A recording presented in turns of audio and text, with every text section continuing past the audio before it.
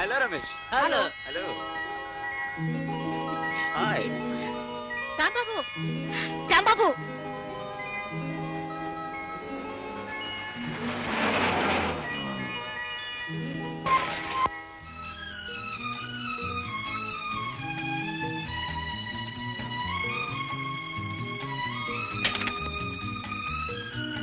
ఏమిటి అందరూ దారి కాశారు?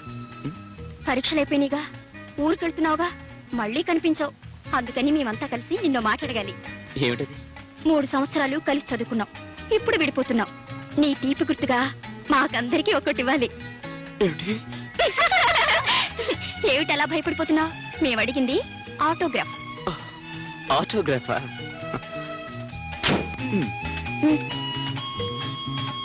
ఒరే రాంబాబు, పూర్వజన్మలో ఏ అడవిలో ఏ చెట్టు కింద కూర్చొని ఏ దేవుడు గురించి తపస్సు చేసి ఆడవాళ్ళని అట్రాక్ట్ చేసే వరం సంపాదించావో చెప్పరా? ఎవరభిమానం సంపాదించాలన్నా వరాలు తపస్సులు కాదు బ్రదర్ ముఖ్యం, మనిషిలో ఉన్న మనసు ముఖ్యం. నవ్వకురా, ఇంతమంది నీతో మనసు ఇచ్చి మాట్లాడతారు, మేము కదిలిస్తే కస్సుమంటారు. అసలు ఇందులో నువ్వు ప్రేమించిన అమ్మాయి ఎవర్రా? చెప్పరా? చెప్పాలి. ఓకే, మాట్లాడిన ప్రతి అమ్మాయిని ప్రేమించేస్తే ప్రేమకున్న విలువ పోతుంది. కొంతమందిని చూస్తే కళ్ళకత్తుకుని పూజ చేయాలనిపిస్తుంది, కొంతమందిని చూస్తే చాచి లెంపకాయ కొట్టాలనిపిస్తుంది, కొంతమందిని మనసారా ప్రేమించాలనిపిస్తుంది, కొంతమందిని చూస్తే ఈ అమ్మాయి నా చెల్లెలైతే ఎంత బాగుందనిపిస్తుంది. హలో లక్ష్మి, పరీక్ష ఎలా రాశావు? తప్పకుండా పాస్ అవుతాను. Very good. అయినా నా పిచ్చి గాని నువ్వు పాస్ కాకపోతే ఈ కాలేజీలో ఇంకెవరు పాస్ అవుతారు? లక్ష్మి, ఏమిటిది? తప్పు కదా? తోడబుట్టిన దాన్ని కాకపోయినా అంతకంటే ఎక్కువగా నన్ను చూసుకున్నావు. నోరు తెరిచి అడక్క ముందే అన్ని సహాయాలు నాకు చేశావు. నువ్వే లేకపోతే అమ్మా నేను ఏమైపోయే వాళ్ళమో. లక్ష్మి, చిన్నతనంలో చెల్లెలు అన్నల్ని చూసి నాకు కూడా ఓ చెల్లెలుంటే ఎంత బాగుందనుకునేవాణ్ణి. నిన్ను చూసిన క్షణంలోనే తీర నా కోరిక తీరినట్టయింది. నేను చేసిన దానికి రుణం అని పేరు పెడితే అది నేను సహించలేను. అది నీ హక్కు. నీ జీవితం 3 పువ్వులు 6 కాయలు కావాలనేది నా ఆశ. పిచ్చిదానా, నీ మొగుడు తిట్టాడని మూలని ఏడుస్తూ కూర్చుంటే చాలదు. నీ మొగుడు ఎందుకు తిట్టాడు? నీ మీద కోపమా, లేకపోతే వేరే వాళ్ళ మీద కోపం నీ మీద చూపిస్తున్నాడని సూక్ష్మంగా ఆలోచించాలి. దానికి అనుగుణంగా నడుచుకోవాలంతే. జయ, పెళ్లి కాకుండానే ఇన్ని సూత్రాలు నేర్చుకున్నాను. రేపొద్దున పెళ్ళయ్యాక నీ కాపురం ఎంత చక్కగా ఉంటుందోనని చూడాలని కోరికగా ఉంది నాకు. సరే గాని నీకు పెళ్ళైన తర్వాత దైవభక్తి ఎక్కువైనట్టుందే. రోజు గుడికొస్తున్నావు, ఏమిటి సంగతి? అయ్యో, ఎందుకు ఏడుస్తున్నావు? మా ఆయన ఇంకో దాన్ని పట్టాడు, ఇక మీద దాంతోనే ఉండిపోతాట. అందుకని నీ కంగారు పుట్టి కళ్ళనీళ్ళు పెట్టుకుంటూ కనిపించిన ప్రతి దేవుడికి కొబ్బరికాయ కొట్టమేనమాట. ఆడదాన్ని, అంతకంటే ఏం చేయగలను? మీ ఆయన్ని పట్టుకున్న ఆ రెండోది కూడా ఆడదేగా. నీ మొగుడు నిన్ను వదిలేసి దాంతో తిరుగుతున్నాడంటే నీ దగ్గర లేని సూత్రం మీద దా దగ్గర ఉన్నట్టేగా. నీ మొగుడు మనసు మార్చమని దేవుడికి మొక్కితే చాలదు. దానికి కావలసిన సూత్రాలు ప్రతి ఆడది నేర్చుకోవాలి. అసలు సూత్రాలు నేర్చుకోకుండా పెళ్లే చేసుకోకూడదు. సూత్రాలా? అవేమిటే? పండంటి కాపురానికి 12 సూత్రాలు. నీ కాపురం చక్కపడాలంటే అవే దిక్కు. మా ఇంటికి రా, మా అమ్మతో చెప్పి నీకు మార్గం చూపిస్తాను. ఊళ్ళో ఇంతమంది పెద్దలుండగా మీ క్లబ్ యానివర్సరీకి నన్ను ప్రెసిడెంట్ గా పిలవడం ఆశ్చర్యంగా ఉంది. ఆశ్చర్యం ఏముందండి, రాజకీయ ప్రమేయం లేకుండానే మీరు చేస్తున్న ప్రజాసేవ అందరికీ తెలిసిందేగా. మీలాంటి వారు ఉండడం వల్లనే ఈ ఊరికి ఈ జిల్లాలోనే ఎంతో పేరు ప్రఖ్యాతి. అందుకే మిమ్మల్ని ఈ సంవత్సరం ప్రెసిడెంట్ గా ఎన్నుకున్నాం. చూడు, ఓ వింత జరగబోతోంది. సర్లేండి అమ్మా, మరీ మీరెంతగా పోవడక్కర్లేదు. రేపు మీ ఫంక్షన్ కి తప్పకుండా రావడం లేదు. అదేమిటా అలా అంటావు? వాళ్ళేదో నా మీద గౌరవం కొద్దీ పిలుస్తుంటే. పిలిస్తే మాత్రం రేపు మీకు ఖాళీ ఉండద్దు. అదే, రేపు నాకు వేరే పనులే ఉంటాయిలే. రేపు మీరు మన తోట చూడడానికి వెళ్తున్నారు. పోనీ మా ఫంక్షన్ ఎల్లుండి పెట్టుకుంటాంలేండి. ఎల్లుండి ఆయనకు మౌన వ్రతం. ఇక మీ ఫంక్షన్ లో ఎలా మాట్లాడతారు? నాకు మౌన వ్రతం? అవును, మౌన వ్రతమే. 2 నెలల దాకా రెస్ట్ తీసుకోమని డాక్టర్ చెప్పాడు. ఎప్పుడు చెప్పారు? నాతో చెప్పారులేంటి. మీరేమి అనుకోకండి. వారి పరిస్థితి అర్థమైన తర్వాత ఇంకా ఎందుకు అనుకుంటాంలేండి. వస్తాం. వస్తామండి, వెళ్ళొస్తామండి.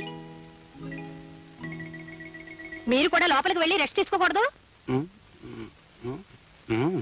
రవి,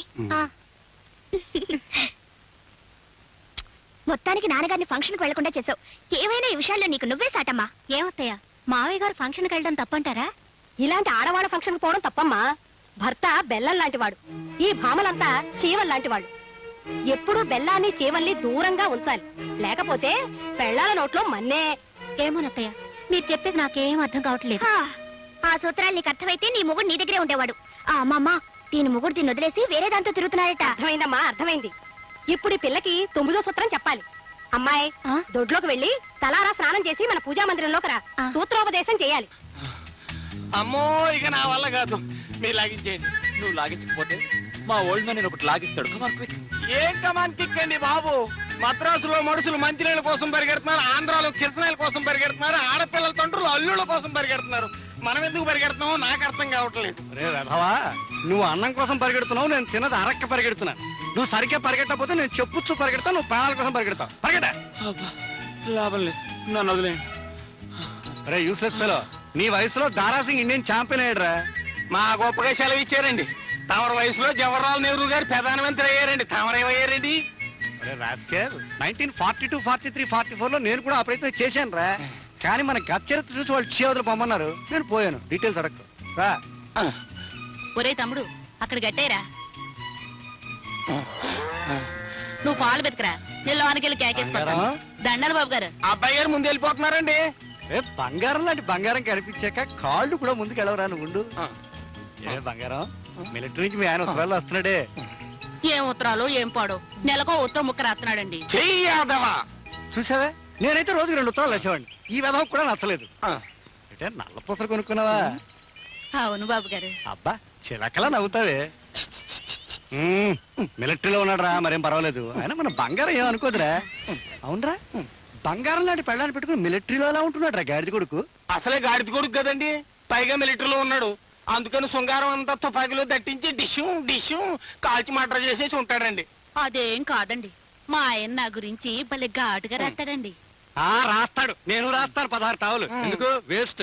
మాటల్లో కాదే, చేతల్లో చూపించాలి. అయినా నీలాంటి బ్యూటీని డ్యూటీ కోసం వేస్ట్ చేయడం నాకు బొత్తిగా నచ్చలేదే.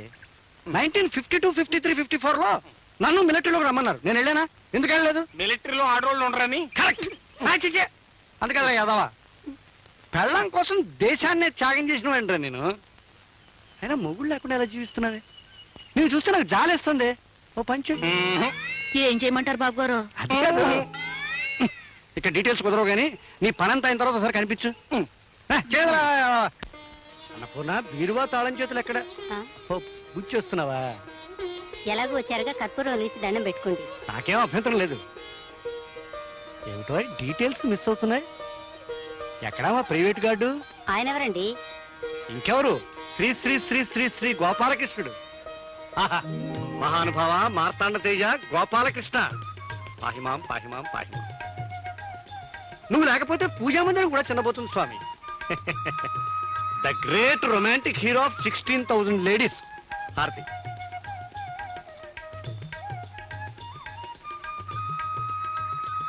దానం పెట్టుకో. ఏమండి, నాకు చిన్న అనుమానం.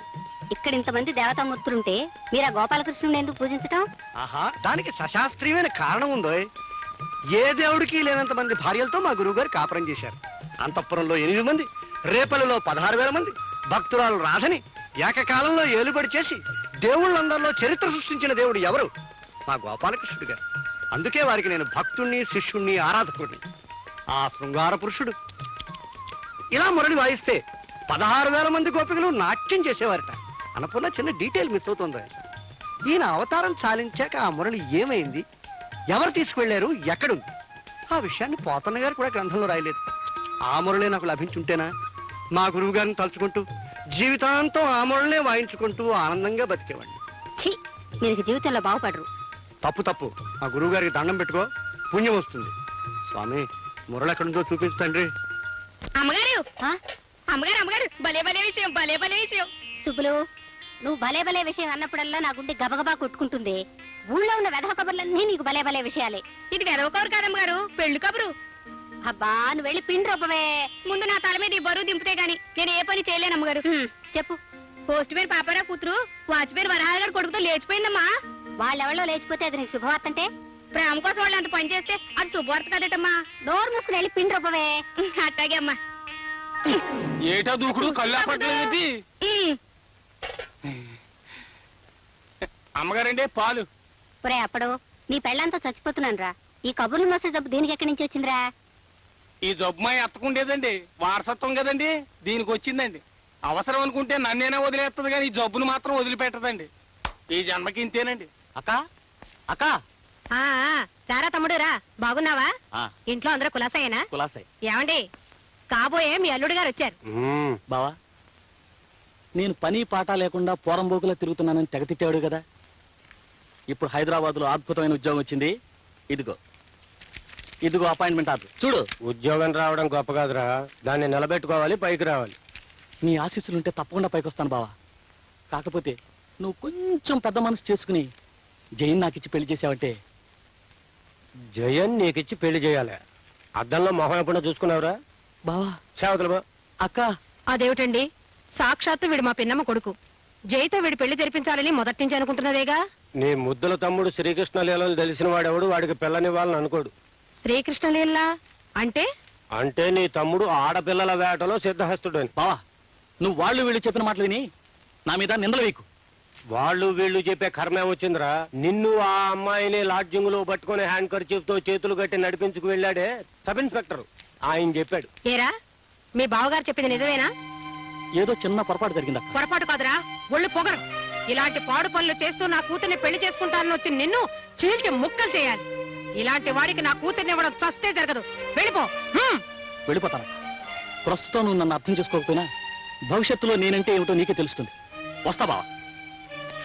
నీకు భవిష్యత్తు అంటూ ఏడుస్తే చూద్దాం. ఏమండి, మన జైకి త్వరగా పెళ్లి చేయాలి. పెళ్లి కొడుకు రెడీగా ఉన్నాడు, మందే ఆలస్యం.